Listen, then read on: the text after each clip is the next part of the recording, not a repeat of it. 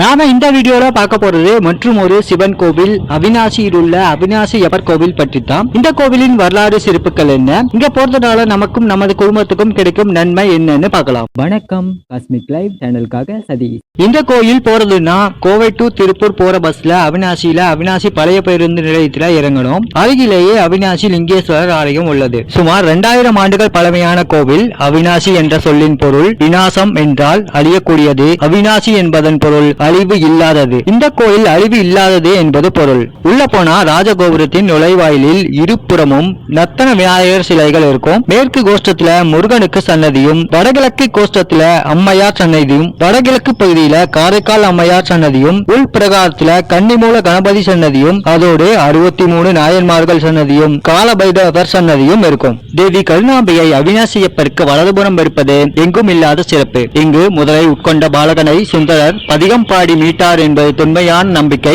அவிநாசியப்பர் கோவிலில் குளத்துல சில அந்தன செய்வர்கள் விளையாடி இருந்தப்ப ஒரு சிறுவனை எல்லோரும் பார்க்கும் போதே முதலை விழுங்கிவிட்டது. இதை அறிந்த சுந்தரர் பதிகம் பாடி சிறுவனை மீட்க சிவனிடம் வேண்டி சிறுவனை மீட்டார். யமன் வயலில் சென்றவனை கூட மீட்டு தரும் சக்தி கொண்ட கோவில் என்பதே பொருள். நீண்ட ஆயுளை கொடுக்கக்கூடியவர் இந்த அவிநாசியப்பர். அவிநாசியில் இருக்கக்கூடிய சுயம்புலிங்கம் மற்ற இடங்களில் இல்லாத சிறப்பு இந்த சுயம்புலிங்கத்திற்கு இருக்கு. அது என்னன்னா, காசில இருக்கிற சுயம்புலிங்கத்தின் வேர்தான் இங்க வரைக்கும் பறந்து வந்து பூமிக்கு மேல முளைச்சு வந்த லிங்கம் என்று கூறுவார். மேலும் இந்த கோயில்ல காசி கிணறு ஒன்று இருக்கு. காசில இருக்கிற கங்கா தீர்த்தம் இங்க இருக்கு. மேலும் காசில பைரவர் இருக்காரு. அது போலவே இங்கும் ஆகாச பைரவர் இருக்காரு. வீடியோவை ஸ்கிப் பண்ணாம கடைசி வரைக்கும் பாருங்க.